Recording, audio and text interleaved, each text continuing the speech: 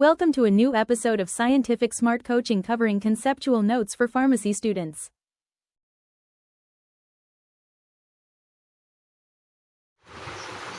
Welcome back to a new episode of Scientific Smart Coaching. Scientific Smart Coaching #Bangla #Pharma এতে আমরা একের পর এক ভিডিও আপলোড করছি অ্যাকচুয়ালি ইউটিউবে, যাতে ফার্মাসি সেকেন্ড ইয়ারের স্টুডেন্টরা তাদের কনসেপ্টটা ক্লিয়ার করতে পারে। কনসেপ্ট বিল্ডিং এই নোটগুলো তোমাদের দেওয়া হচ্ছে, আশা করছি তোমাদের কাজে লাগবে। তোমরা যথেষ্ট শেয়ার এবং সাবস্ক্রাইব করো আমার এই সায়েন্টিফিক স্মার্ট কোচিংয়ের যে সায়েন্টিফিক স্মার্ট কোচিংকে।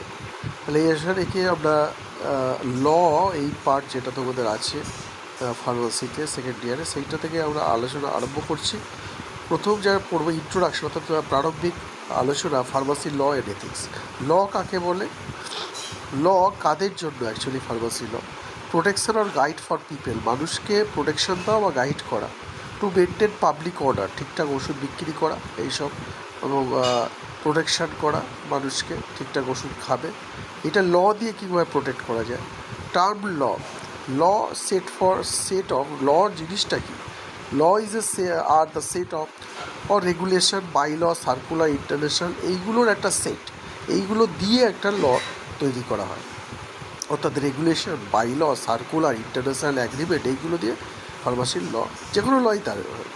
আর লটা ফলো হয়, লটাকে অবলম্বন করে কি করা হয়? পেনাল্টি, অর্থাৎ কিনা তাকে কিছু আর্থিক জরিমানা করা হয় বা অন্যান্য পেনাল্টি, কারাবরণ বা যে কোনো ল অ্যাজ পার ল হয়।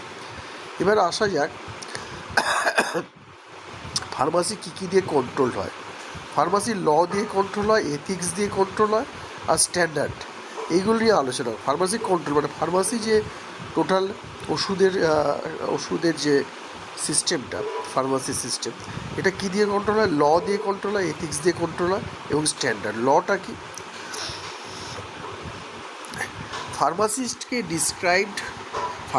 describe the pharmacist for basic requirement of day-to-day practice. Law, according to ল অনুযায়ী, ফার্মাসির ল অনুযায়ী প্রতিদিনকার প্র্যাকটিসে যে বেসিক রিকোয়ারমেন্ট থাকবে সেইটা সম্পর্কে ফার্মাসিস্টকে জ্ঞাত করা হয়, এবং রিলেশনশিপ, যে রোগীর সাথে কী সম্পর্ক থাকবে, অর্থাৎ কিনা রোগীর যে কেয়ার গিভার হিসেবেও ফার্মাসিস্টের কাজ করা হয়।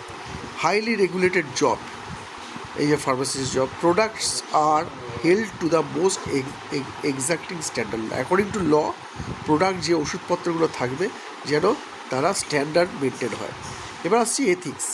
এথিক্স হচ্ছে স্টাডি আর values of principle governing personal relationship, অর্থাৎ কিনা রোগীর সাথে কী সম্পর্ক থাকবে ফার্মাসিস্টের, যে কেয়ার গিভারদের কী সম্পর্ক, কতটা স্নেহ, কতটা ভালোভাবে দেখতে হবে রোগীকে, কোনো রুড বিহেভিয়ার করা যাবে না। এইগুলোই হচ্ছে এথিক্স ফার্মাসিতে এই এথিক্সটা আমাদের শিখতে হবে। এবার standard, guideline for practice, pharmacy যে প্র্যাকটিস করবে, ওষুধ দেবে, তার গাইডলাইনটা কী? এই জন্য প্রিন্সিপাল অফ কোড অফ এথিক্সের কিছু প্রিন্সিপাল বা কোড থাকে। Beneficiary encourage to act, beneficence encourage to act, অর্থাৎ কিনা কাজে লাগাবে তাদেরকে এনকারেজ করতে হবে। ফিডেলিটি বলতে বোঝে loyal and truthful relationship to others, অন্যদের সাথে সম্পর্কটা লয়াল, অর্থাৎ কিনা আইনগত দিক থেকে থাকবে, এবং ট্রুথফুল, অর্থাৎ কিনা সে সত্যি তাদের সাথে ভালো ব্যবহার করছে। Veracity, health care provider to be honest, অর্থাৎ কি সৎ হতে হবে। সে একটা ওষুধ বিক্রি করছে, সেই ওষুধের সঠিক দাম, সেই ওষুধ এত পার্সেন্ট সে ডিসকাউন্ট দেবে বলে সেই ডিসকাউন্ট দেবে, এইটাই হচ্ছে veracity. Justice in distribution of health resources, অর্থাৎ কিনা বিভিন্ন যে হেলথ রিসোর্সেস, ওষুধপত্র, সে ব্লাডটা, যে এইগুলো ডিস্ট্রিবিউশন, এইটা সঠিক আইনগত পদ্ধতি। Autonomy, any information accord in professional activity should not be disclose to third party. এইটা একটা জিনিসটা জানতে হবে যে তোমাদের প্রফেশনের, তোমাদের যে বাস্তব অভিজ্ঞতা, ব্যক্তিগত অভিজ্ঞতা, সেগুলো থার্ড পার্টিকে, আউট অফ প্রফেশনের পার্টিকে কোনো বলবে না। প্রফেশনাল লোকরাই জানবে যে তো এটার মূল্য কতটা, সুতরাং থার্ড পার্টিকে তোমরা কখনো বলে। এটাই হচ্ছে অটোনমি। তাহলে আজকে আমরা বেসিক জিনিসটা জানলাম, অর্থাৎ কিনা ফার্মাসি প্র্যাকটিসের যে ল, এথিক্স, এইগুলো সম্পর্কে জানলাম। পরবর্তী এপিসোডে আমরা এই নিয়ে আরও একটা এগিয়ে যাব। আজকের মতন আমরা ভিডিওটাকে শেষ করছি। এই ভিডিওটা যথেষ্ট পরিমাণে শেয়ার করার জন্য অনুরোধটা রইল, এবং তোমরা শেয়ার করবে এবং যথেষ্ট সাবস্ক্রাইব করবে, এই আশা নিয়ে আজকের মতো শেষ করছি।